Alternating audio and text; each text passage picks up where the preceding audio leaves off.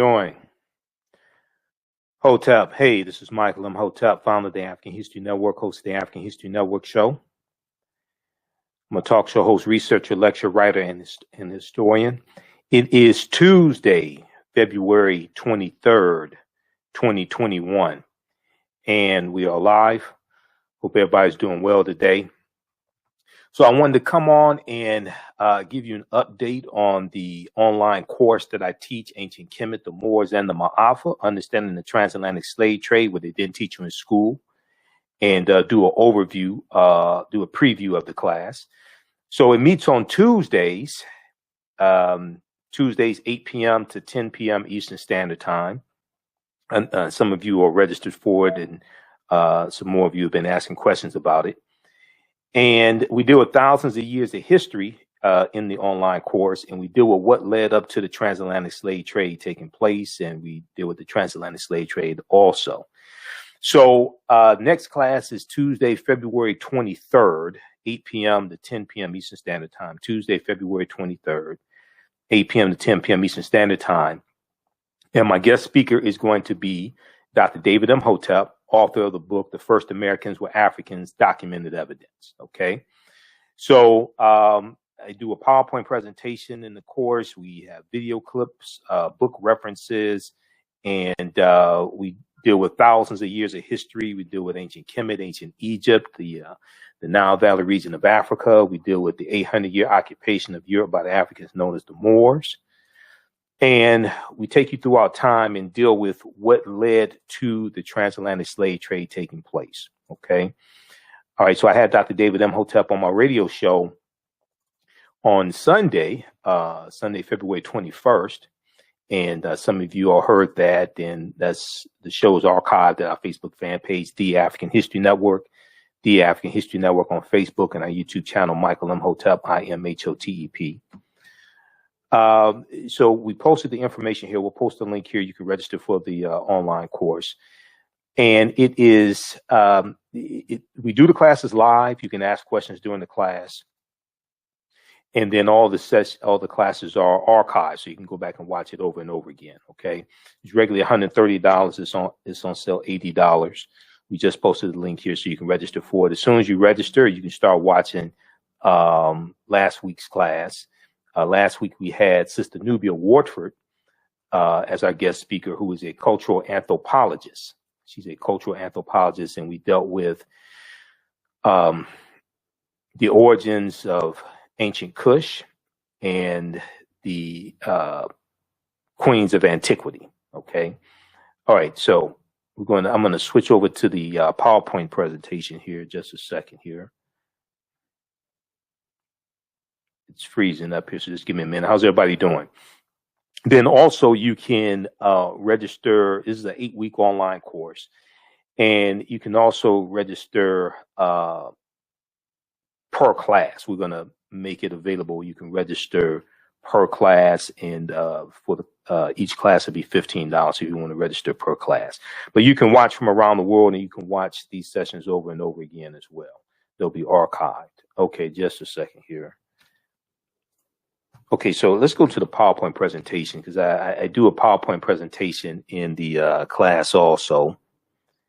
All right, and this online course evolved out of a 4-hour lecture that I did that was about 7 years of research. Okay, so let's pull this up here. All right, so this is, I did a lecture back in 2014 called Understanding the Transatlantic Slave Trade, where they didn't teach in school. It's actually about a 4.5-hour lecture.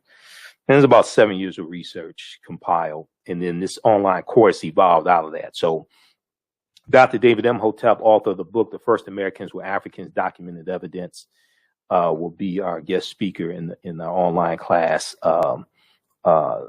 Tuesday, February 23rd. Okay. Today. And we'll post this link here once again also, since I had to refresh the screen.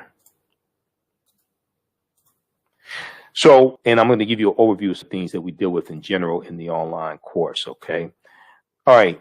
Now, one of the reasons why this type of information is so important You've heard me talk about the study from the Southern Poverty Law Center called Teaching Hard History American Slavery, Teaching Hard History American Slavery.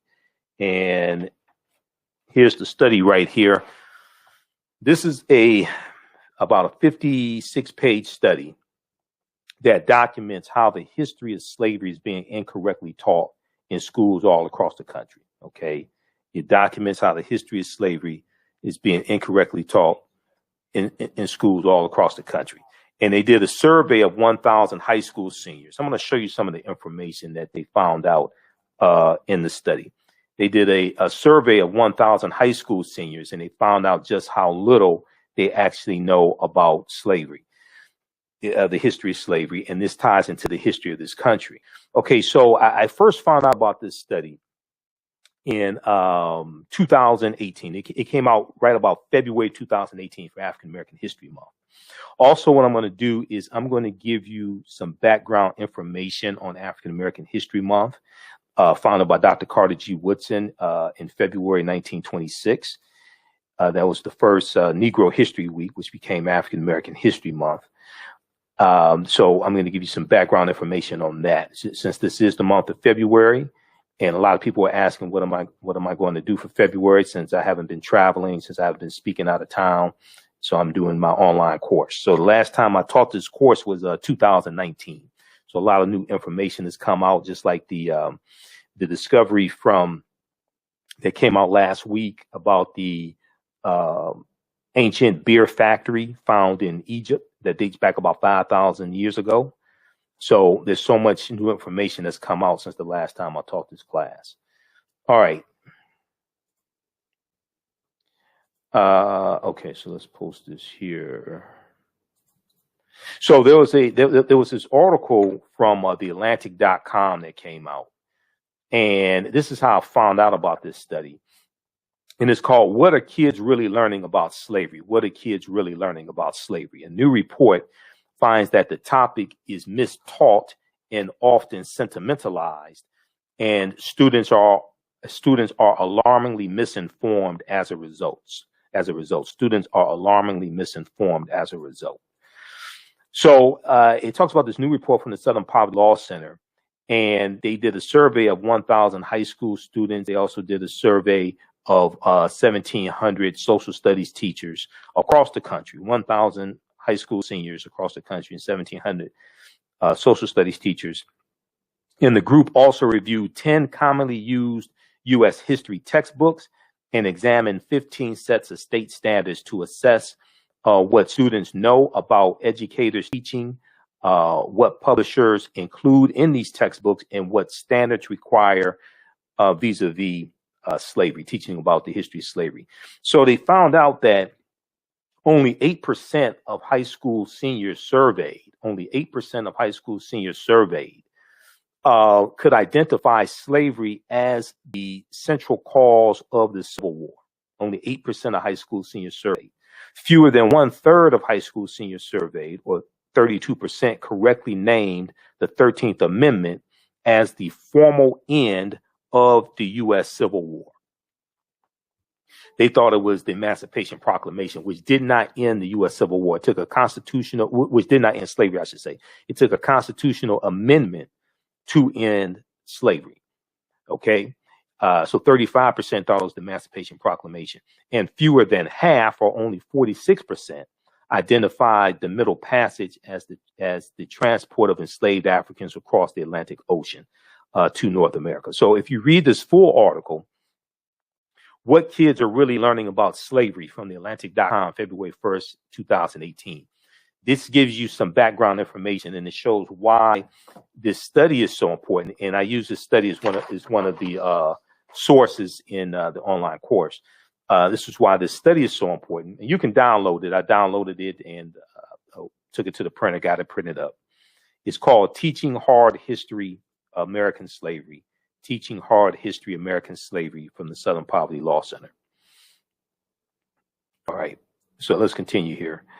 And then we see that we see an impact on our children learning their history, and an increase in their self-esteem and how they do in school. there's a correlation between that as well.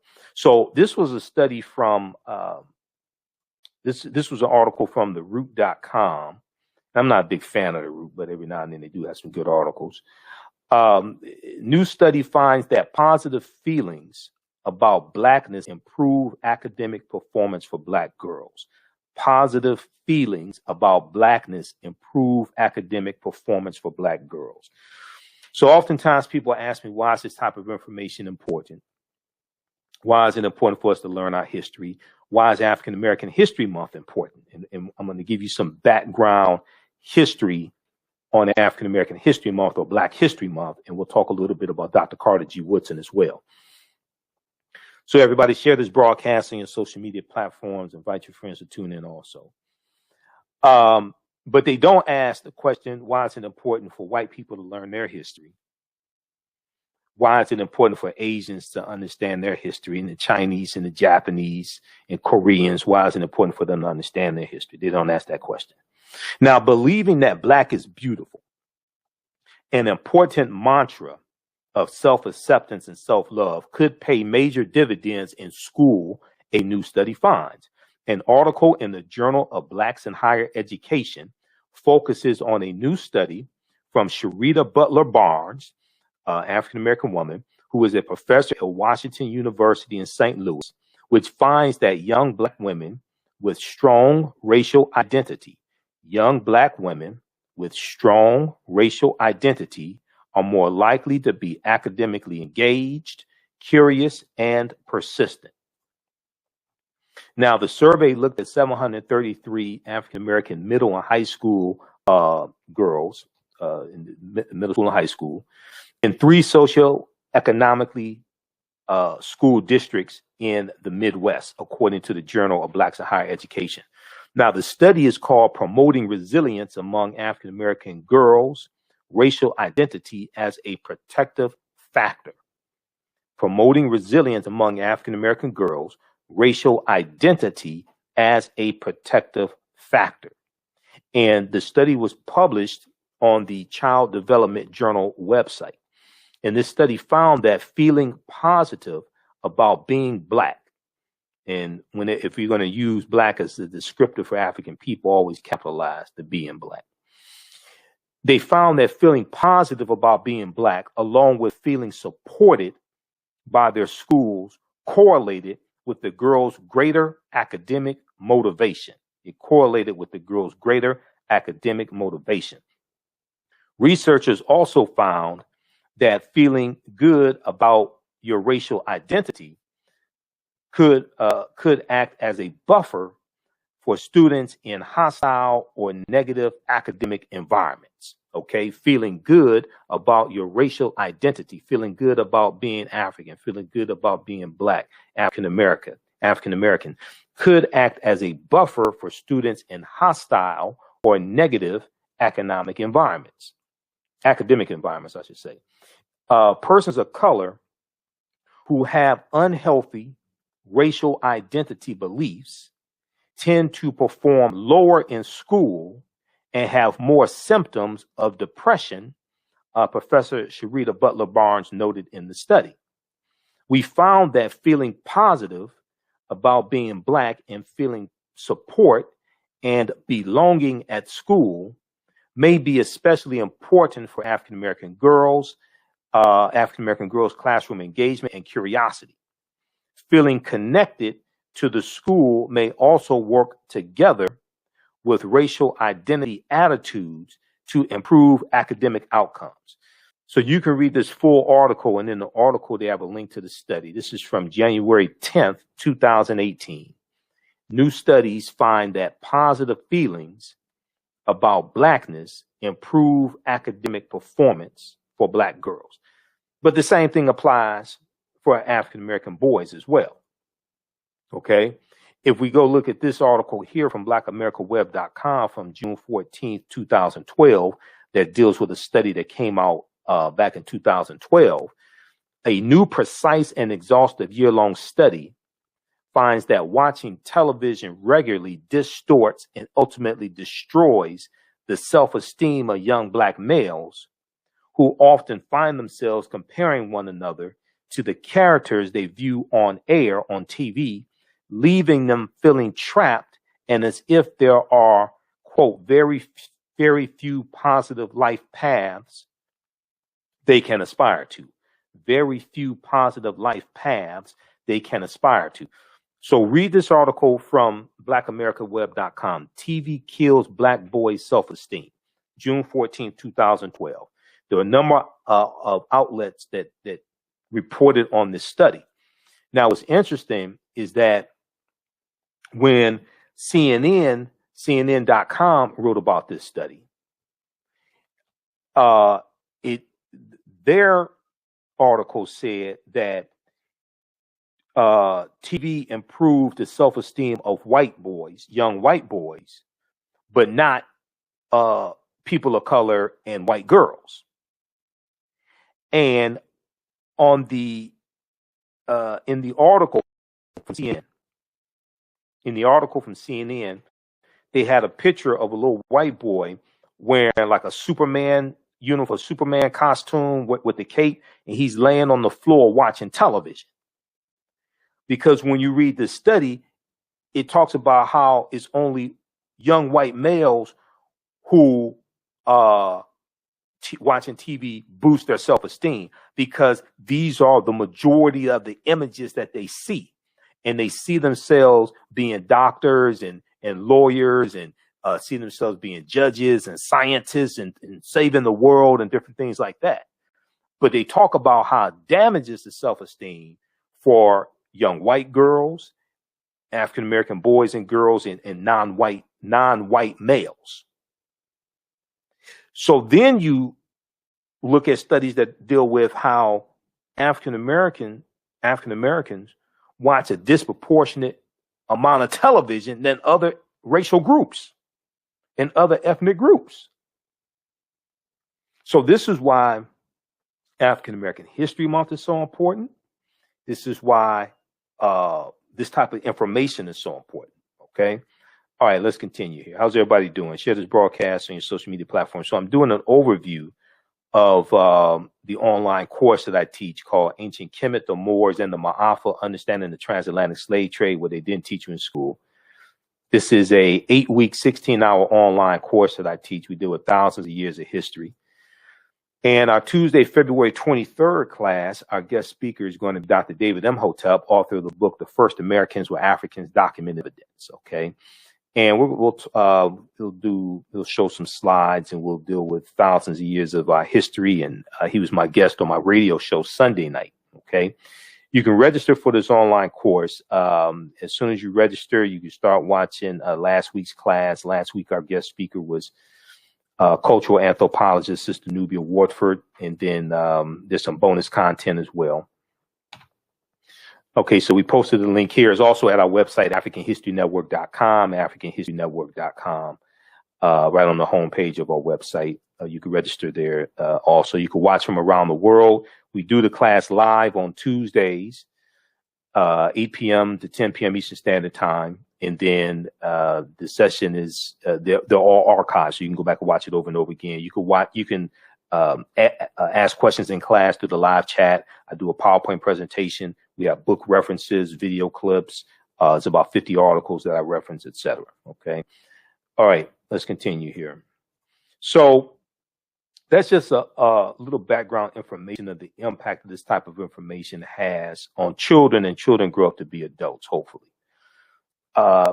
So then this study right here, this came out in 2013, late 2012, early 2013. Black teens with racial pride do better in school. Black teens with racial pride do better in school. AfricanGlobe.net had this article. African-American teenagers perform better academically when their parents instill in them a sense of racial pride. African-American teenagers perform better academically when their parents instill in them a sense of racial pride. Now, wait till you see who conducted this study. This was a joint study between the University of Pittsburgh and Harvard University. This came out in late 2012. This was a joint study between the University of Pittsburgh and Harvard University. Go research this. This study shows that when parents use racial socialization, such as talking to their children or engaging in activities that promote feelings of racial knowledge, pride, and connection, feelings of racial knowledge, pride, and connection, like going to Kwanzaa events, going to African American History Month celebrations, going to lectures dealing with African history, African American history, all different types of things like that. Okay, when parents use racial socialization, such as talking to their children or engaging in activities that promote feelings of racial knowledge, pride, and connection, it offsets racial discrimination's potentially negative impact on students' academic development.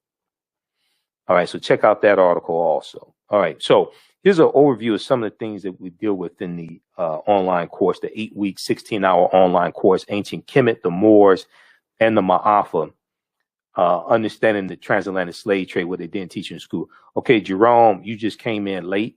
At the beginning, I said I'm going to deal with Dr. Carter G. Woodson and the history of African American History Month. So you're late. All right.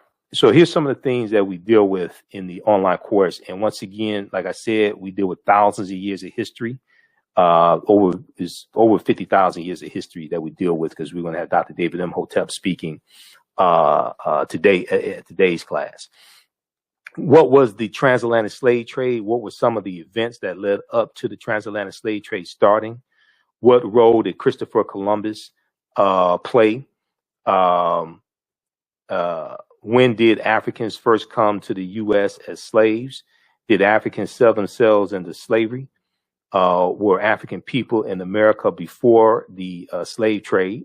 Yes, we were. We were here for tens of thousands of years. This was our land stolen from us. And if you saw the interview that I did Sunday, February 21st show, in other interviews, I dealt with this numerous times also. And this is Dr. David Imhotep's book, The First Americans Were Africans, Documented Evidence. His new book will be out the end of March, by the end of March 2021. His new book will be out, The First Americans Were Africans Revisited. But we were here even before Native Americans came into existence. Okay. And if you look at the discovery in Allendale County, South Carolina, by Dr. Albert Goodyear, and I'll show that to you in just a minute, they found evidence of an African presence in the Americas dating back at least 51,700 years ago. Okay. These were the Khoisan, who have the oldest DNA on the planet and come from Southern Africa, go all around the world. All right. Let's continue here. So we also deal with the 800-year occupation of Europe by the Africans known as the Moors, because we try to take you through history chronologically. When we talk about the transatlantic slave trade, we can't start in the 15th century. We can't start in 1441 with the Portuguese going into Mauritania. We can't start in 1619 in Virginia with those 20 and odd Africans, or 20 and odd Negroes, as they're called, on the White Lion pirate ship, being exchanged for food and being exchanged for food and supplies and water and things like this. We have to deal with hundreds of years of history before that and thousands of years of history before that. But the 800-year occupation of Europe by the Africans known as the Moors is crucial to understanding the transatlantic slave trade. Okay, so we also deal with shocking archaeological discoveries that are causing experts to rethink everything. Because when these archaeological discoveries come out, and just like if you look at the one that came out last week dealing with the ancient beer factory that was found in Egypt, dates back 5,000 years ago. The scientists and the archaeologists and the paleontologists, etc., they say these discoveries are causing us to rethink everything. These discoveries are causing us to rethink everything. So I always say the deeper they dig, the blacker the planet gets, the more research they do, the older we get. They find out that a lot of these monuments, they found out a lot of these structures, are much older than what we've been told, so they keep having to push the timelines back. You remember Juvenile had a song back in like about 1999, Back That Thing Up. They keep having to back the timelines up. They keep having to push the timelines back when these new archaeological discoveries take place. Okay, so we deal with that. In Sunday, I talked about the discovery of the 17 pyramids buried underneath Egypt. And that discovery is made in 2011. How many people are familiar with that? 17 pyramids found buried underneath Egypt. So what's interesting is that all the news outlets will run these stories. Washington Post, New York Times, NBC, ABC, CBS, all of these news outlets, National Geographic, Smithsonian Institute, Smithsonian Mag, all of them will run these stories. Okay. Now you may see 30 seconds of it on TV. So for instance, and I'm going to switch over. I'm going to show you the article dealing with the ancient beer factory. Okay. The article dealing with the ancient beer factory, the Associated Press reported on this, and a lot of other outlets picked up on it. I saw about 30 seconds of it on MSNBC. They did talk about it on MSNBC, but it was about for 30 seconds. But they have an article on NBCnews.com about the discovery. Okay, but they only had 30 seconds of it on MSNBC. Ancient beer factory unearthed by archaeologists in Egypt. Now, this is from February 14th, 2021. Frederick Douglass' birthday, his assumed birthday, because he didn't know the actual date of his birth or the actual year. He knew it was either 1817 or 1818. Some people refer to this as Valentine's Day. Now, American and Egyptian archaeologists have unearthed what could be the oldest known beer factory at one of the most prominent archaeological sites of ancient Egypt, a top antiquities official said Saturday. Mustafa Waziri, a secretary of the Supreme Council of Antiquities, said the factory was found in Abydos, an ancestral burial ground located in the desert west of the Nile River, over 280 miles south of Cairo. He said the factory apparently dates back to, now check this out. A lot of this stuff is not hidden. You just have to know where to look, okay? A lot of this stuff is not hidden. They're about to drop some real history right here, okay? In this article in mainstream media. Let's look at this. He said the factory apparently dates back to the region of King Narmer, who is widely known for his unification of ancient Egypt, unifying Upper and Lower Kemet, Upper and Lower Egypt, at the beginning of the first dynastic period between 3150 BC and 2613 BC. Okay. And they have a little video here as well. It's 38 seconds. Archaeologists found 8 huge units. Each is about 65 feet long and 8 feet wide. Okay. The joint mission is co-chaired by Dr. Matthew Adams of the Institute of Fine Arts, okay, and Deborah Vishak, assistant professor of ancient Egyptian art history and archaeology at Princeton University. Okay, so when you study these, when you look at these Ivy League schools, Princeton, Harvard, things like this, see, they have professors there that are studying ancient Egypt. Okay, and doing archaeology in ancient Egypt, or archaeology dealing with ancient Egypt.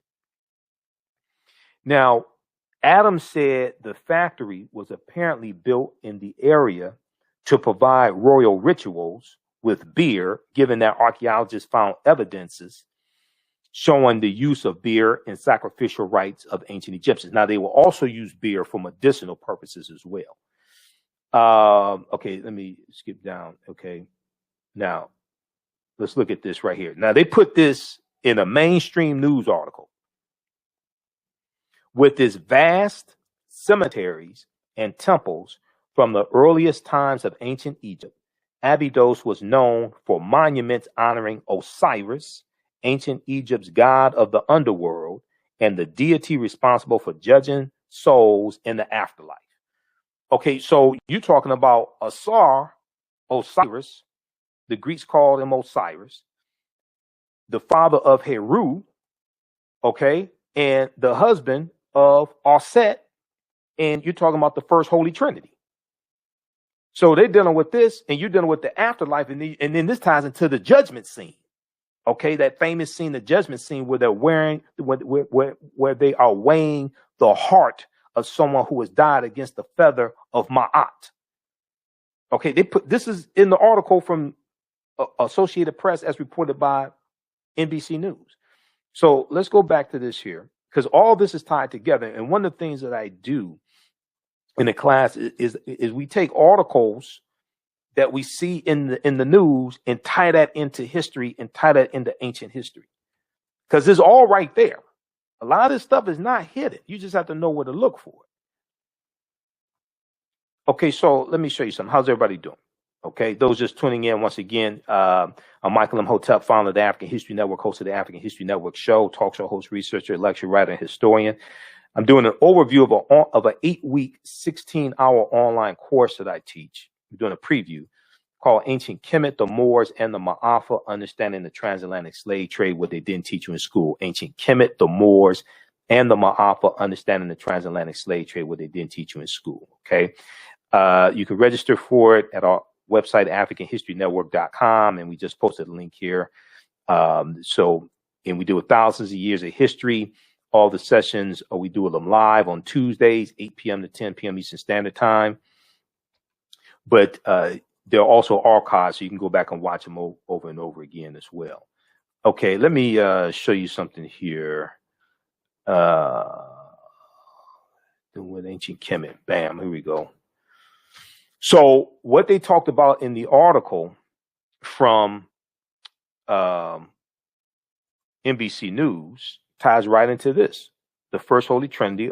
Now, what I say may go outside the circumference of some people's awareness. Just because you never heard it before or disagree with it or don't like it does not mean it's not true. It just means you have to do some research to understand what I'm talking about. So we take you throughout history. This ties into African spirituality as well. And it's going to be African spirituality. They're going to take fragments from the periphery of African spirituality to form Christianity, Islam, and Judaism.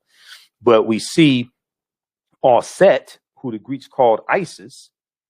Okay, she gave birth to Heru of a virgin birth on December 25th. And you're going to have this story told over and over and over again, adapted to various people's cultures. So when you read Christianity Before Christ by Dr. John G. Jackson, and I've got the book around here somewhere. Here we go. When you read Christianity Before Christ by Dr. John G. Jackson, okay, and then also this one right here, because when I was doing my research to really study the deep history of Christmas and the pre-Christian winter solstice festivals that was celebrated, the festival of Saturnalia, when you deal with the Yule, the festival of Yule, and a festival of Mithra amongst the Persians and things like this. This book right here, Christmas Miscellany, everything you always want to know about Christmas, but all this history and mythology ties into the origins of Christmas. And then you read Christianity Before Christ by Dr. John G. Jackson, which deals with how a lot of these stories are from ancient Kemet, ancient Egypt, from Mesopotamia, Sumer, and told over and over and over again, adapted to various people's cultures. And they deal with, in this one here, I think he deals with like about 27 crucified saviors. Okay. These stories told, adapted to various people's cultures and told over and over again. But we see that from this story here of the first Holy Trinity, Asar, Aset, and Heru, who the Greeks called Osiris, Isis, and Horus, we see that we get the statue of Aset with the baby Heru, and we see that not Disney, DC Comics creates the character, the superhero or superheroine of Isis. And I still have comic books. I still have my Captain Marvel and Isis comic books from the 70s. And then there was a TV show, a Saturday morning TV show in the 70s called The Secrets of Isis. And in this TV show, they had this white woman who got her powers from ancient Egypt, because when you watch the beginning of the show, they start talking about ancient Kemetic deities, and they talk about Hathor, things like this. They talk about the Neteru, and they say that she got her powers from ancient Egypt. Okay, she can fly. She has all these superpowers, and they show symbols from ancient Egypt, but they don't tell you that the ancient Egyptians were African people. They just lead you to believe they were white. And you have this white woman that has powers from ancient Egypt. So the ancient Egyptians must have been white. Okay. We won't tell them that they weren't white. We'll just let them believe whatever they want to believe and keep showing these images. But this picture right here, this is from the official box set of the DVD box set of the complete series, The Secrets of Isis. And a few years ago, they had this series on Hulu, the streaming service Hulu, and I watched some of them. And I hadn't seen it in like years and years ago. I hadn't seen it in years. And I'm going through it. I'm looking at this. I'm like, whoa. I said, they put this right in the cartoon. I mean, not the cartoon. They put this right in the Saturday morning TV show. And we didn't know they were talking about us and our ancestors in African culture. So it's hidden in plain sight. It's not like, it's right in front of you.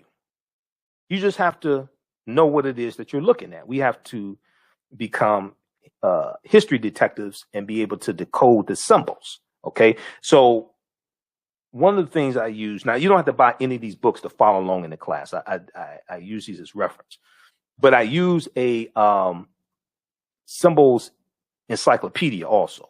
Okay. This is Signs and Symbols, an illustrated guide to their origins and meanings. Because the symbols tie into history, tie into culture, that gives you a better understanding of people's history and culture, understanding their symbols. Okay. And on the front is Africa.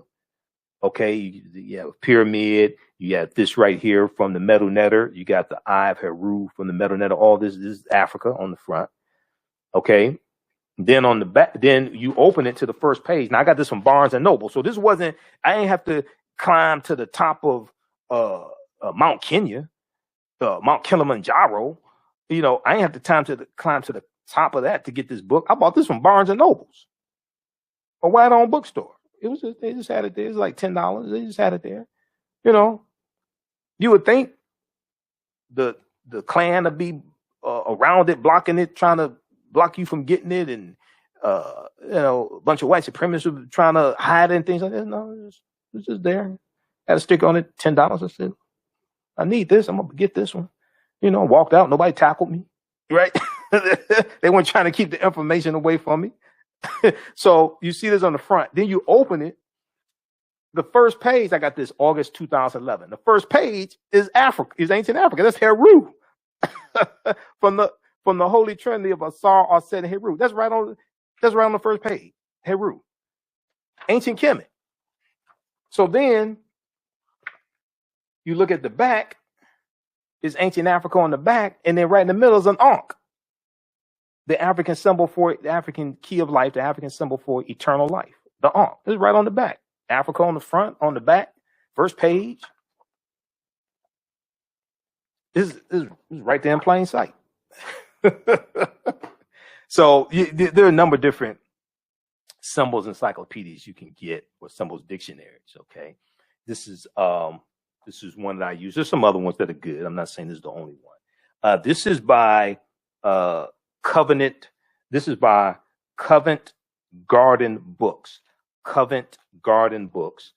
This is called Signs and Symbols, an illustrated guide to their origins and meanings. Signs and Symbols, an illustrated guide to their origins and meanings. It's a full color. It's full color. This was only like $10. Okay. It's full. They tell you, so they give you background information on about 2,000 different symbols from all around the world. So this is dealing with Celtic and Nordic deities. Okay. So you get something like this. So then you can start better understanding a lot of this information. All right. How's everybody doing? How y'all like this type of information? Okay. We got Chris, we got Kelly. All right. So our class meets Tuesdays, 8 p.m. to 10 p.m. Eastern Standard Time. Sometimes we go over. This is the first class we went a little over, but they're all archived. You can watch live. They're all archived. You can go back and watch them over and over again. So our Tuesday, February 23rd class, Dr. David Imhotep, author of the book, The First Americans with Africans Documented Evidence, will be our guest speaker. And you can register at our website, AfricanHistoryNetwork.com. It's regularly $130. It's on sale $80. And there's bonus content that you can watch also. We just posted the link here as well. Now, you can use this for your children if you want to. I would say it's PG-13 because we're dealing with the transatlantic slave trade, because we're dealing with war, we're dealing with slavery. I'm not vulgar. I don't do a lot of cursing, if any cursing. I may cuss out a slave master once, but it's not vulgar. It's not crazy. I would say it's PG-13. Okay. Oh, maybe 12 years old. All right. But it's very informative and it's visual as well. Okay. Kelly said, I love learning about signs and symbols. Okay. Like you said, it's right there in plain sight. Yeah, it is. It's right there. It's right there in plain sight. You just have to know what you're looking at. Okay. So, I'm going to take you back to some of the things we deal with. We'll talk a little bit about Dr. David Imhotep as well. Okay, so we deal with the 800-year occupation of Europe by the Africans known as the Moor, shocking archaeological discoveries. We'll talk about the insurance companies. Understanding the insurance companies and the role the insurance companies played on insuring not just slave ships, but also Africans on plantations here in the U.S. especially. Okay, and we know you had a insurance company called the Nautilus Life Insurance Company, which started in about 1845. And they became known as the New York Life Insurance Company. In their first 3 years of existence, they insured, African slaves on the plantations, because there were at least 262 skills, trades, and crafts that African people had in this country from 1619 to 1865. And a lot of that working in sawmills and different things, it was very dangerous. Okay. So you had slave owners taking out insurance policies on slaves on the plantation. So if they died, working or something like that, they die, they could cash in on their insurance policy, go buy another one or more than one. So, and we know they were enslaving slave ships as well. Okay. Various insurance companies were enslaving slave ships not just in the U.S., but also in England, etc. Okay. Let's continue here. All right. So we deal with insurance companies that took out insurance policies on slave ships and enslaved Africans on the plantations. I deal with Freemasonry, America, and the Founding Fathers. This ties right into ancient Kemet, ancient Egypt, and the Nile Valley region of Africa. Freemasonry, America, and the Founding Fathers. The origins of the term America, Africa, and more. We'll also deal with the fake Willie Lynch letter of 1712, because Willie Lynch never historically existed. The problem with slave movies, why are we being bombarded with slave movies and slave TV shows? Even though understanding the history of slavery is important, there's so much other history to make movies about. Ancient Kemet, ancient Egypt, Nubia, Ethiopia. I'm still waiting on a movie about Emperor Menelik II defeating the Italians in 1896 at the Battle of Adwa. And then the Italians lied to the rest of the world, saying that the Ethiopians were white because they didn't want them to know, they didn't want the world to know that the Italians were defeated by Africans. We can have movies about Mansa Musa and Ghana and Shanghai and Mali, and there's all types of movies that we can have before slavery even came into existence. We deal with Arsar, Arset, and Heru. and the origins of the Immaculate Conception story, links to ancient Kemet, Egypt, and early Christianity, Freemasonry in America, the fake Willie Lynch letter 1712. Like I said, Willie Lynch never historically existed. So that's a brief overview. Now, this is Dr. David Imhotep. He wrote the book, The First Americans Were Africans, Documented Evidence. His book is backed up by 713 footnotes of thoroughly documented an African presence in this country going back at least 51,700 years, and in South America going back at least 56,000 years ago. His new book, The First Americans Were Africans Revisited, which will be out by the end of March 2021, has new research, and it blows those dates out the water. Okay, it pushes those dates back even more. At least 100,000 years in South America, and somewhere to about 225,000, 350,000 years ago in Mexico. But on page 14 of his book, he talks about a discovery made in Allendale County, South Carolina in 2004 by Dr. Albert Goodyear. Dr. Albert Goodyear is an archaeologist at the University of South Carolina, okay? And they found 13 different types of evidence barely documenting an African presence in this country going back at least 51,700 years ago. They found artifacts, architecture, campsites, carvings, Egyptian writings, footprints in lava, genetic M174D haploid groups dealing with DNA and genetics. They found linguistics, paintings, skulls, skeletons, structures, and tools. 13 different types of evidence barely documenting an African presence in this country going back at least 51,700 years ago. Okay.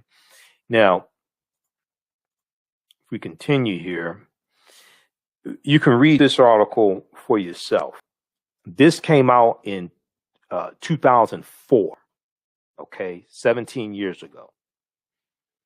November 18th, 2004, from ScienceDaily.com. ScienceDaily.com is a scientific website. They have scientific discoveries there, articles about them, etc. So they have this article named New Evidence Puts Man in North America 50,000 Years Ago. New Evidence Puts Man in North America 50,000 years ago. And this deals with Dr. Albert Goodyear's discovery. So here's a picture of Dr. Albert Goodyear. He's a white archaeologist, okay? And this is a summary of the article. It says radiocarbon tests of carbonized plant remains where artifacts were unearthed last May along the Savannah River in Allendale County by University of South Carolina archaeologist Dr. Albert Goodyear indicate that the sediments containing these artifacts are at least 50,000 years old, meaning that humans inhabited North America long before the last ice age, all right? Well, these were the Khoisan, okay? Native Americans don't exist at this time. These were the Khoisan who come from Southern Africa, and they go all around the world. And they're the ancestors to the Ainu and the Twa, and they were here in this land also. Now, one of the things that I do also in the class, I make the connection between the movie Black Panther and this ancient history. And we did this in last week's class, because I did extensive research on the movie Black Panther. All right. And these were two books. And some of you have seen some of the lectures I've done dealing with the film Black Panther. I deal with what the word Wakanda means. Wakanda is an ancient word. Wakanda, we find the word Wakanda in the Native American languages, the Omaha Ponca language and the Sioux Indian language, and it means possesses secret powers.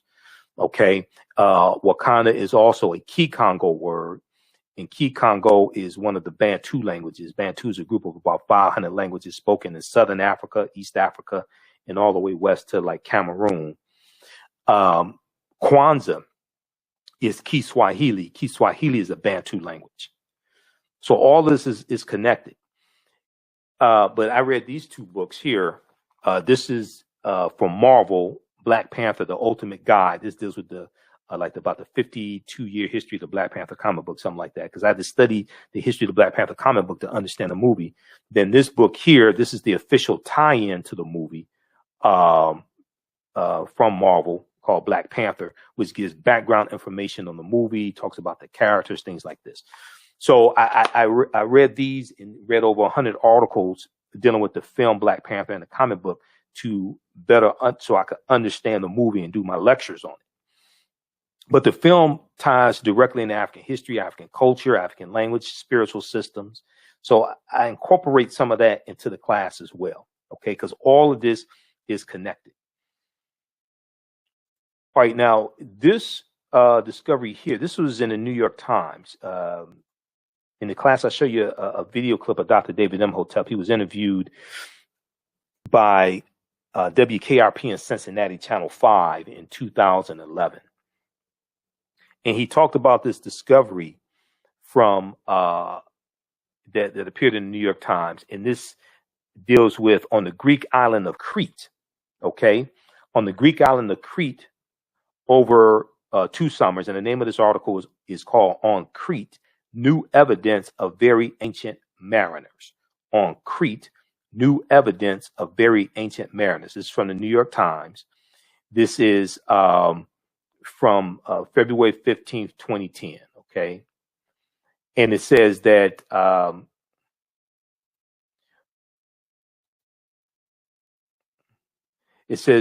stone tools on the Greek island of Crete over the course of 2 summers were found, and archaeologists say these stone tools are at least 130,000 years old, okay? So they did excavations over the course of 2 summers, and they found stone tools that date back 130,000 years old, which is considered strong evidence for the earliest known seafaring in the Mediterranean, and calls for rethinking the maritime capabilities of pre-human cultures.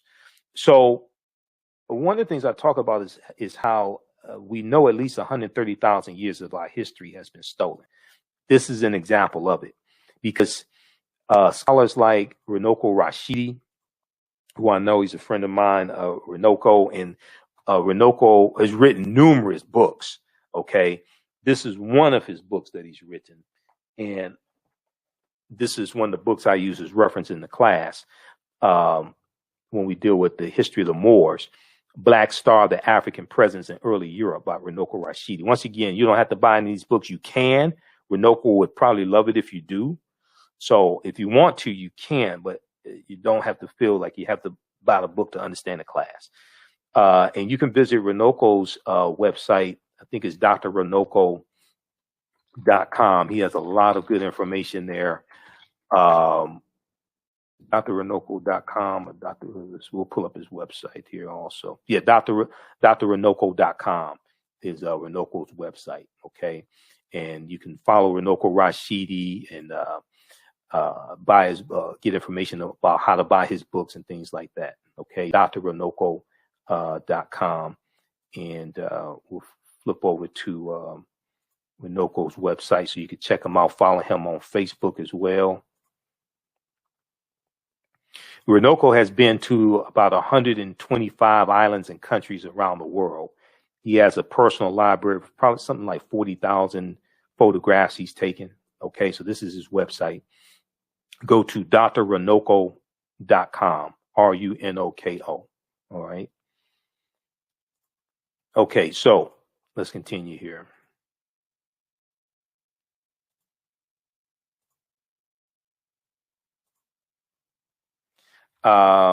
Let's see, do I have the right one? Okay, yeah, we've got the right one. So with this discovery here, we know at least 130,000 years of our history has been stolen as well. And this is a discovery that shows that also. So they said this Crete has been an island for more than 5 million years, meaning that the tool makers must have arrived by boat. Must have arrived by boat. So this seems to push the history of Mediterranean voyaging back more than 100,000 years, specialists in Stone Age archaeology say.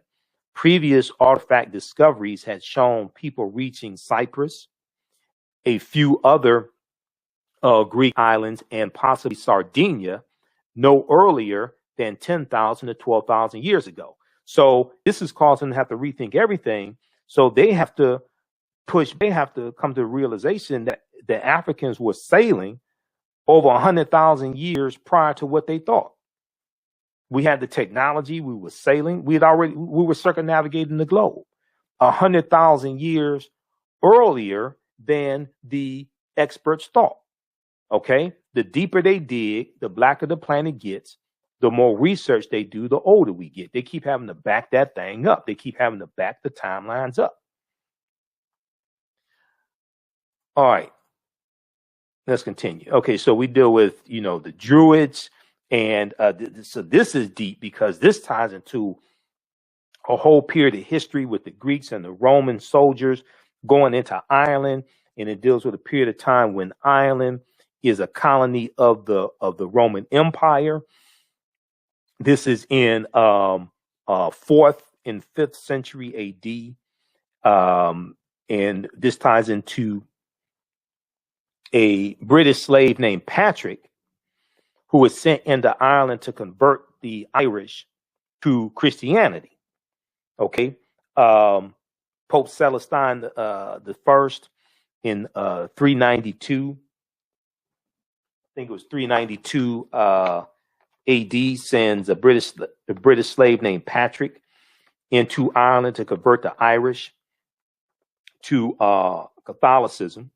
Okay, but at this point in time, you don't have, 432. 432. I'm thinking something else, 392 AD. 432 AD. Pope Celestine I sends a British slave named Patrick into Ireland to convert the Irish to Catholicism, and you have the Druids there. The Druids are these priests who are dealing with a watered down version of the teachings coming out of ancient Kemet, out of ancient Egypt. And this causes what they're teaching causes a conflict with the Christian church. Now, at this point in time, contrary to popular belief, because this is 432 AD, this is after the first council of Nicaea in 325 AD, which is like the first of about 21 ecumenical councils between 325 AD and 1870 that shaped the way Christianity is practiced, believed, what is taught, etc. At this point in time, the Catholic Church does not exist. This is the Eastern Orthodox Church. The Catholic Church does not come into existence until mid-11th century AD, right around 1052, something like that. Because I have a book on Catholic history in the other room. There was what book was I about to show you? I don't remember. Okay, it'll come to me. But anyway, the book on Irish history. So what happened was some years ago, I think about 2012, 2013, I was doing a lecture on the history of St. Patrick's Day. So I had to study some Irish history to understand St. Patrick and history of St. Patrick's Day. So I read this book, the Everything Irish History and Heritage book. This is one of the sources. The Everything History and Irish Heritage book by Amy Hackney, Blackwell, and Ryan Hackney. So this gives a good overview of Irish history and the chronology of Irish history, so you can better understand things. And Ireland used to be a colony of the Roman Empire. Then we know Ireland is going to become a colony of England around 12th century AD also, okay? But Patrick he goes in and kills thousands of Druids on behalf of the Christian church. He was a mass murderer. Patrick was a mass murderer on behalf of the Christian church. So we deal with this in the class, and Browder talks about this in Nile Valley Contributions to Civilization. Okay, which is a fantastic book. A lot of people have this book on your shelf, Nile Valley Contributions to Civilization by Tony Browder. This is one of the sources in the book. I'm going to show you some stuff here that's going to blow your mind. Okay. So if you haven't read this in a few years, I've read it twice. I'm going to go back through and read it again because we're coming up to that section of the class. I'm going to go through and read this again. This one here, and this is another book from Browder that I use. Egypt on the Potomac. Okay. Egypt on the Potomac. And that book is here somewhere. Because I've got like 5 stacks of books here and a small bookshelf behind me. Where's Egypt on the Potomac? Okay, it's around here somewhere. Oh, I'm still trying to figure out where I put stuff because after one of my radio shows last week, I spent some hours trying to clean up the office. And then I couldn't find anything after I cleaned stuff up and threw stuff away and everything. I couldn't find anything. Okay.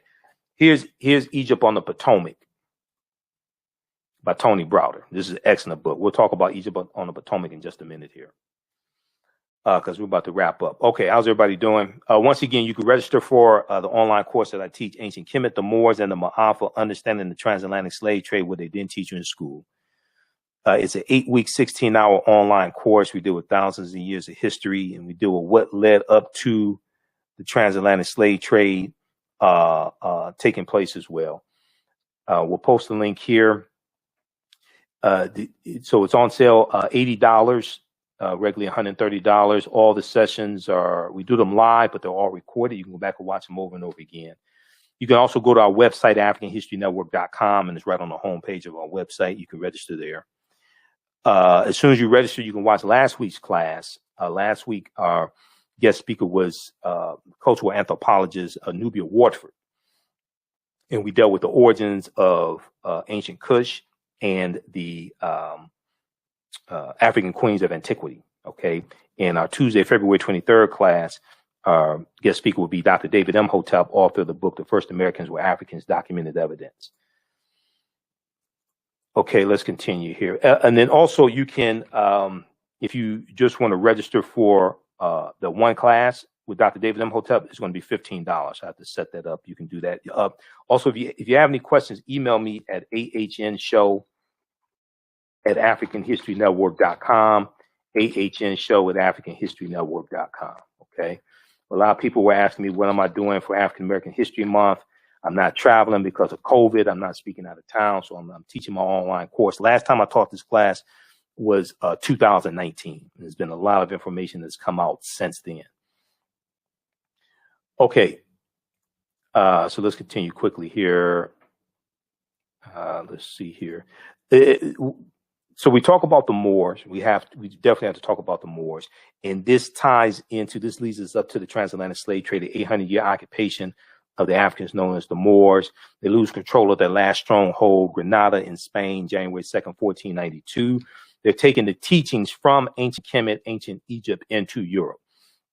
You know, Professor Kaba Hiawatha Kamene, who's one of my teachers, says that to understand the history of something, you first must understand the pre-existence of existence. To understand the existence of something, you must first understand the pre-existence of existence, right?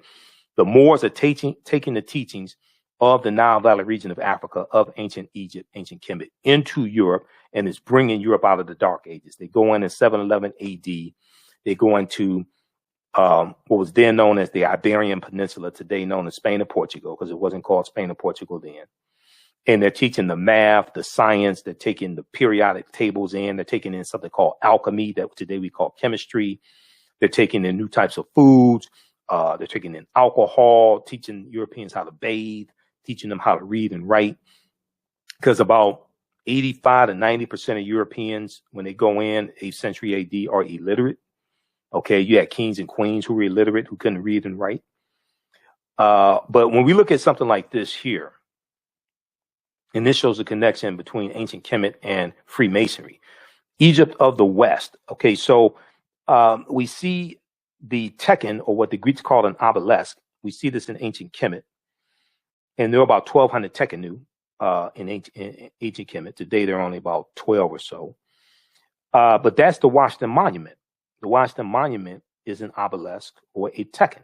It's a symbol of resurrection that comes from the mythology of Asar, Aset, and Heru, who the Greeks called Osiris, Isis, and Horus, and we see this in Freemasonry, okay? Because the Moors are taking these teachings into Europe, they're teaching this to the Europeans, and this is going to form the foundation of Freemasonry. A watered down version of what they're teaching is going to, form the foundation of Freemasonry. We know that they're going to teach this to a group that's going to be called the Knights Templar. They're founded in 1118 AD during the Second Crusades, also known as the Poor Knights of Christ, who become known as the Knights Templar. They become very, very powerful. And then October 13th, 1307, in France, you're going to have a group that's rounded up, and they're going to be disbanded. They're going to be rounded up and tortured and disbanded. And this was said to be the day that the knowledge stopped. This was said to be the day that the knowledge stopped. It was on a Friday. This is one of the reasons why Friday, the 13th, is said to be an unlucky number. It's not the only reason. It's one of the reasons. So this ties into frigatriskaidekaphobia, which is the fear of the number 13. So this is something we talk about in the class, because that then ties into the Knights Templar, which ties into the history of the Moors. So when this word that I had here, when we were talking about the Druids, frigatriskaidekaphobia, that's the fear of the number, that's the fear of Friday the 13th. And Frigga or Freya or Freya was the wife of Odin. Odin in Nordic mythology, and Odin the father of Thor. And when you study the origins of the days of the week, and we'll talk about this in the class, when you study the origins of the days of the week, they tie into, some of them tie into Nordic mythology. And Friday is named after Freya. It was Freya's day or Freya's day, who was the wife of Odin. Okay, so all of this stuff is connected. Different cultures are connected, histories are connected. So you have to understand the chronology of history. So the days of the week that we use today, like Thursday was called Thor's Day, Thor, Thor, the god of thunder, who's a copy of Shango from Ifa, which is the spiritual system practiced amongst the Yoruba, like in Nigeria. All this is connected. This is why you have to understand the chronology of history. All of this is connected. So we see Thor and the Avengers movies from Marvel, things like this. That's who Thursday is named after. All right. Yeah, you have to study the etymology of words. Okay, look up these words in the dictionary. You can go to Merriam-Webster online, look at these words in the dictionary, and study the etymology of words. Okay, so when we look at Freemasonry, the word Mason is derived from the Latin words mass and sun. Mason means child of light and expresses the desire to pursue light, which is a metaphor for the sun, which symbolizes knowledge. The term child of light, or sons and daughters of light was first used to identify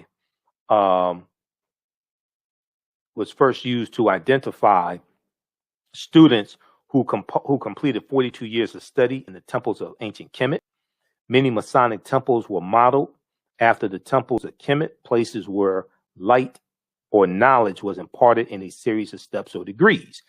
Read pages 18 and 32 of Egypt on the Potomac by Tony Browder. Hey, how you doing, Kelly? Okay, thanks for the donation, Kelly. Just so you all know, I appreciate the donation. If you want to donate, if you can do it through Cash App or PayPal, it's better than YouTube, because YouTube keeps 33% of our donations. Okay.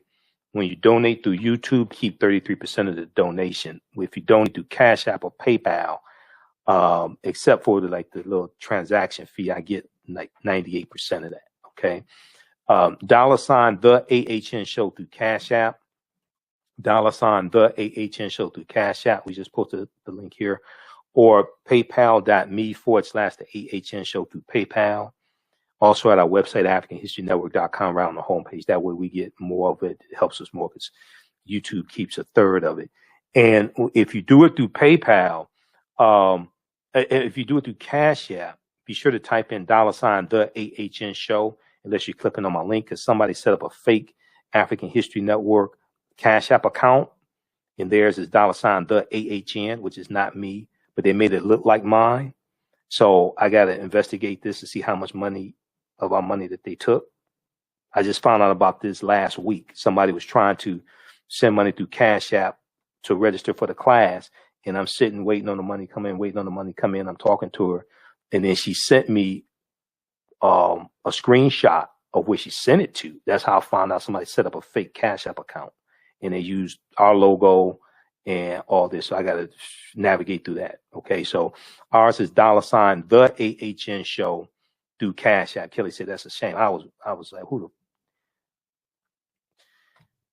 $ the AHN show through Cash App. Okay. Okay, let's continue here. So did you know that 50 of the 56 signers of the Declaration of Independence and 13 of the 39 signers of the U.S. Constitution were Freemasons?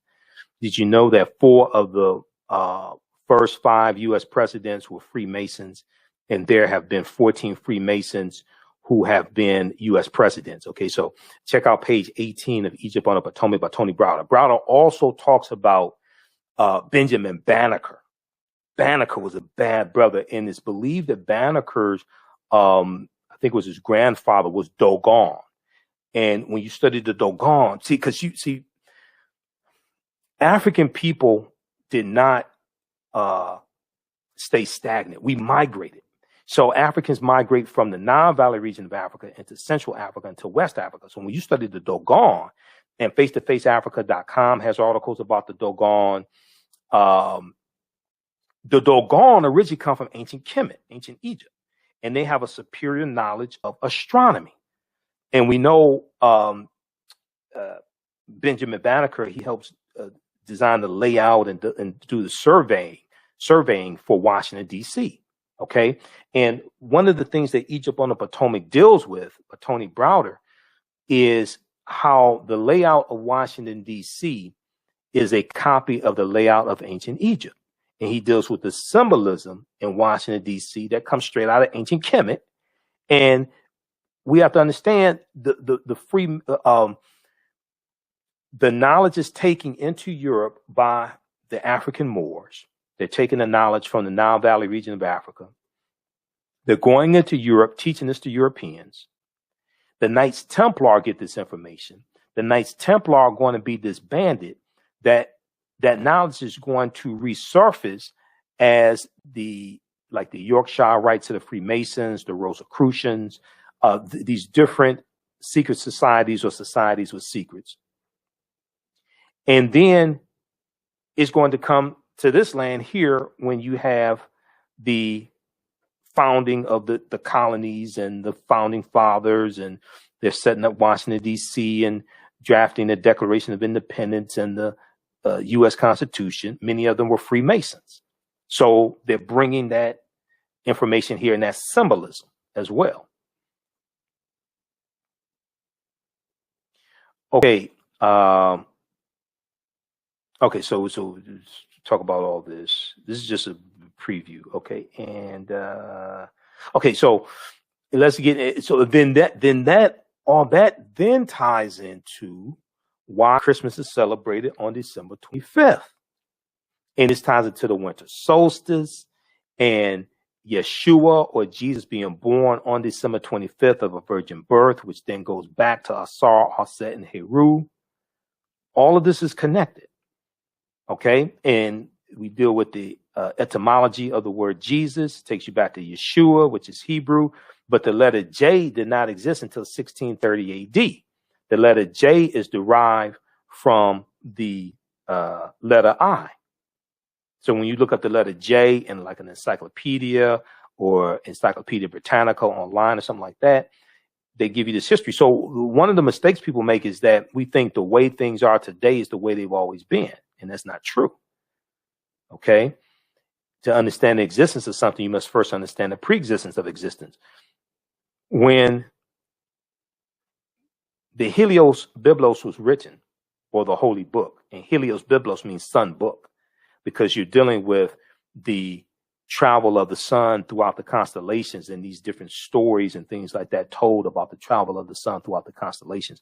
And that's something that Dr. John G. Jackson deals with in Christianity Before Christ, and really understanding all this and how a lot of these stories are told in allegorical form, because you can take, not to make this too deep, but I can take you straight from the Helios Biblos, from the Holy Bible, straight back to ancient Kemet, ancient Egypt.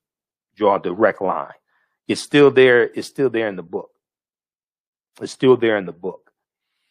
But anyway, so those are some of the things we deal with. It's all connected. Okay, so here's some background information on African American History Month. Okay, and once again, we'll post a link here. Who still needs to register for the online course? As soon as you register, you can start watching last week's class. And we do the classes live, but they're all archived. You can go back and watch them over and over again. There's also bonus content. So 8-week, 16-hour online course that I teach: ancient Kemet, the Moors, and the Maafa, understanding the transatlantic slave trade, what they didn't teach you in school. Okay. So we're posting here. So the class is $80. If you want to just register for this one class, Tuesday, February 23rd class, that class is $15. It's archived. You'll be able to go back and watch it over and over again. And email me also if you just want to register for the one class. Okay. But a lot of people want to register for all the classes. And there's bonus content, and you can watch last week's class as soon as you register for the full course. So if we look at some background information on Dr. Carter G. Woodson, and I've studied Dr. Woodson a lot. I read Dr. Payroll Dakbovi's book on Dr. Carter G. Woodson. And I do presentations dealing with the origins of African American History Month also. Okay. And where's Woodson's book? Dakbovi's book. It was right here. Oh, yeah, right here. This is an excellent book dealing with Dr. Carter G. Woodson. Carter G. Woodson in Washington, D.C., the father of Black history. Dr. Carter G. Woodson in Washington, D.C., the father of Black history. Okay. And Dakbovi is a history professor at Michigan State University. But here's some background information. Because everybody says, why we have the shortest month of the year, the coldest month of the year, why we need a Black History Month, things like this. So, Dr. Woodson was born in 1875. He was born 10 years after slavery ended, born to two former slaves. And he goes on to get a PhD from Harvard. He gets 2 master's degrees. Two bachelor's degrees, one from Berea College, one from University of Chicago. He gets his master's degree from the University of Chicago, and he gets a PhD from Harvard in American history in 1912. Dr. Woodson founded Negro History Week in 1926. So it started the second week in February. It was February 7th, 1926. Dr. Woodson explained the reason behind the celebration in a pamphlet widely distributed months before the first celebration was to take place during the second week of February. And the reason why it was in the second week of February is because the second week of February commemorated the birth dates of Frederick Douglass, whose assumed birth date was February 14th, and Abraham Lincoln, whose birthday was February 12th. So African Americans were already celebrating the birth dates of Frederick Douglass, going back to when he died in 1895, and Abraham Lincoln. They were already celebrating those birthdays during that second week in February. So Dr. Woodson put his new cultural celebration within that period of time, because celebrations were already taking place. Dr. Woodson exclaimed that Blacks knew practically nothing about their history. He ultimately believed that African Americans could benefit immensely from knowledge of their past and accomplishments of their ancestors. He added that race prejudice was the byproduct of whites' beliefs that Black people had not contributed anything of worth to civilization, had not contributed anything of worth to civilization, which is completely wrong. There's also an annual theme each year for African American History Month. This year's annual theme is the Black family, representation, identity, and diversity. Okay. And ASALH's website, Association for the Study of African American Life and History, they have information for this year's annual theme for African American History Month. Okay, so Dr. Woodson argued that if the historical record was set straight, and if hold on, what did I just do? Okay, Dr. Woodson argued that if the historical record was set straight, and if the history of Black people were studied along with the achievements of others in schools, okay, having it incorporated into the curriculum, not only would African American youth develop a sense of pride and self-worth, as we dealt with earlier in the presentation, and we showed those studies that show the correlation between African American children studying their history and understanding their history, and a boost to their self-esteem and academic performance.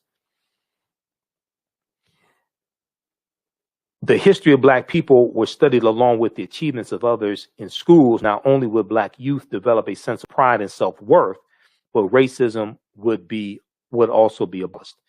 Dr. Woodson concluded, quote, "Let truth destroy the dividing prejudice of nationality and teach universal love without distinction of race, merit, or rank. With sublime enthusiasm and heavenly vision of the great teacher, let us help men rise above the race hate of their age unto the altruism of a rejuvenated universe." Okay, so Negro History Week was the first major achievement in popularizing Black history, and was unique in that Negro History Week focused on African American youth. Dr. Woodson realized that the miseducation of African Americans began in their homes, in their communities, and in their elementary schools. Dr. Woodson's vision of Negro History Week was optimistic, strategic, and long-term. Optimistic, strategic, and long-term. He wanted this modest week-long celebration to serve as a stepping stone toward the gradual introduction of Black history into the curricula of all levels of the U.S. educational system. Because Dr. Woodson said that the history of African Americans had to be taught in every school across the country, not just the schools we went to, not just the schools where we had African American principals or African American teachers. He said our history had to be taught in every school across the country, because that influences what people know about you, influences what they think about you. What they think about you influences how they treat you. And one of the problems that we're having is that when we have to go to lawmakers to get our issues addressed, because politics is the legal distribution of scarce wealth, power, and resources, and the writing of laws, statutes, ordinances, amendments, and treaties, adoption, interpretation, and enforcement, when we have to go to lawmakers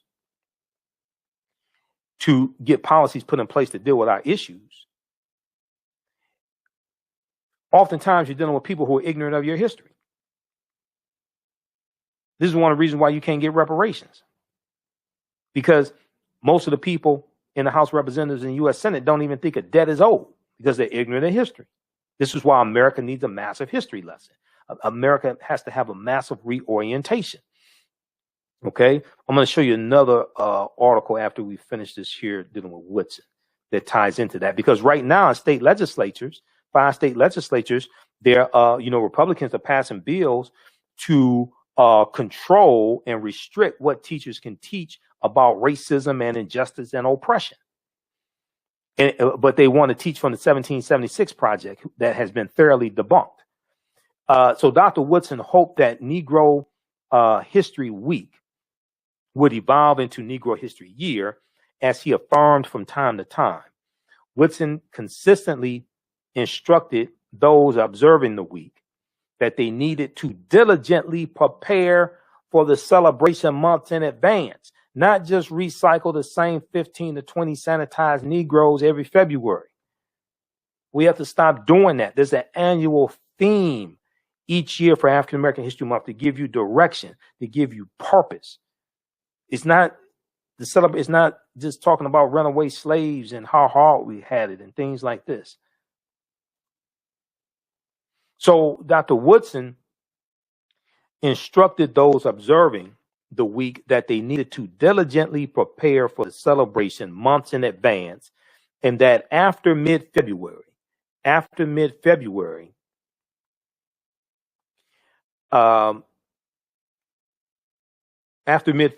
they needed to continue acknowledging the role of African descendants in world history. So it wasn't just studying the accomplishments and achievements of African people in this country. We're talking about around the world, and understanding the African diaspora. Dr. Woodson said Negro History Week should be a demonstration of what has been done in the study of the Negro during the year, and at the same time as a demonstration of greater things to be accomplished. This is what Woodson instructed school teachers. He said a subject which receives attention 1 week out of the 36 will not mean much to anyone. Because so many of us have African American History Month backwards. We think this is the only time of the year we're supposed to teach our history or study our history, something like that.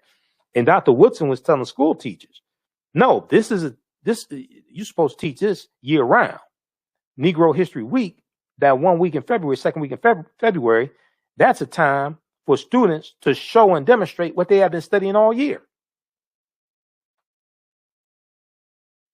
We know his most famous book, he wrote numerous books. His most famous book was The Miseducation of the Negro, came out in 1933.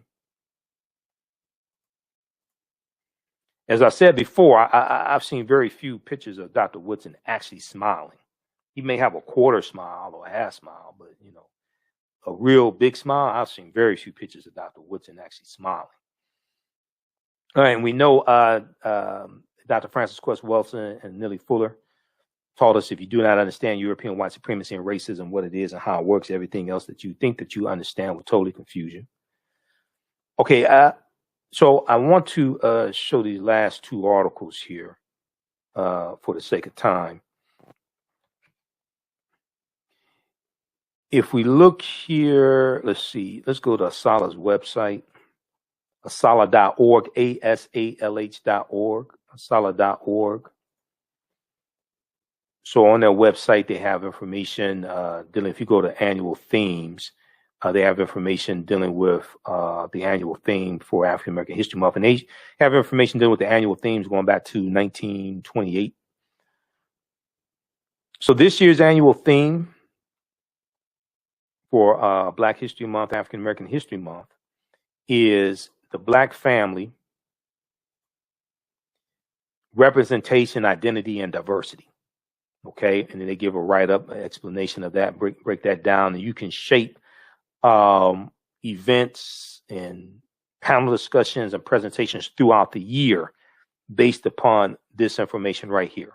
You can also, they have a printable PDF that you can download as well. Okay, so this is the annual theme. 2019, it was dealing with the year of return, 2019. It was Black migrations. 1619 to 2019.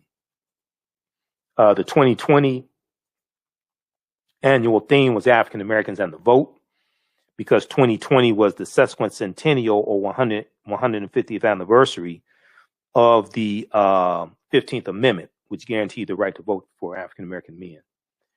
Okay, lastly, let's look at this article here. This is from newsone.com, and this ties into what I was talking about. The state legislature is trying to control what's being taught in school dealing with history. Republican proposed bills want to prevent teaching students about injustice. Bills in several states want to limit teaching about racism and oppression adopting the framing of the debunked 1776 Commission report. This article is from February 5th, 2021. Okay. What the heck is this? Okay, so check out this article here. They talk about the now disbanded 1776 Commission report. The now disbanded 1776 Commission report, and Republican lawmakers in several states are moving forward with legislation that would implement similar efforts. Bills proposed in Arkansas, Iowa, and Mississippi prevent the use of the 1619 Project from the New York Times as part of teaching the legacy of slavery. The Arkansas legislature is considering 2 bills that would limit racial justice in the curriculum. House Bill 1231 would prevent schools from using the 1619 Project as part of the curriculum. House Bill 1218 goes a step further by preventing lessons that promote the overthrow of the U.S. government, division between certain groups of people, or social justice for certain groups, including race, gender, political affiliation, and class. Okay, so read this article here from news1.com. Republican proposed bills want to prevent teaching students about injustice. There's also one from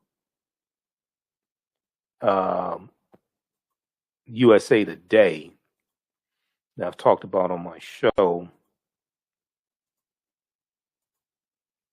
Let's see, there's one from USA Today, slavery history. What's the name of this one here? Republican state lawmakers want to punish schools that teach the 1619 Project. This is from February 10th, 2021. Republican state lawmakers want to punish schools that teach the 1619 Project. So this ties into the one from news1.com. Lawmakers in several state houses this year want to stop lesson plans that focus on the centrality of slavery to American history as presented in the New York Times 1619 Project, previewing new battles in states over control of civics education. Republican lawmakers in Arkansas, Iowa, Mississippi, Missouri, and South Dakota filed bills last month that, if enacted, would cut funding to K-12 schools and colleges that provide lessons derived from the award-winning project, the 1619 Project. The South Dakota bill has since been withdrawn. Okay, so read this article also. Republican state lawmakers want to punish schools that teach the 1619 Project. Okay, so all this is in the news right now. All this ties into our history. A lot of this is happening during African American History Month as well. Okay. All right, so you can register for the online course if you go to my website, AfricanHistoryNetwork.com. We've posted the link here to register, but if you go to my website, AfricanHistoryNetwork.com, it's right on the home page. Let's see, you scroll down, you see the information for my radio show. I'm on Monday through Friday, 11 p.m. to 12 midnight, Sundays, 9 p.m. to 11 p.m. Eastern Standard Time. We broadcast on our Facebook fan page and YouTube. Also, you can download the iHeartRadio app and search for 910 a.m. the Superstation WFDF. That's the radio station I'm on. You can also search for the African History Network show because they have audio podcasts of our shows. Then we have the information here for the online course. Okay. It's an 8-week, 16-hour online course that I teach Tuesday, February 23rd. Our guest speaker will be Dr. David Imhotep, author of the book, The First Americans Were Africans, Documented Evidence. And his new book, The First Americans Were Africans Revisited. He'll talk about that. You click on register here, it takes you to the next page here, and then click right here on enroll. Okay. And as soon as you register, you can start watching the content and start watching last week's class and its bonus content also. Okay. All right. Look, hey, we have to get out of here. Remember, at the African History Network, we focus on educating, empowering, and inspiring people of African descent throughout the diaspora and around the world. Because right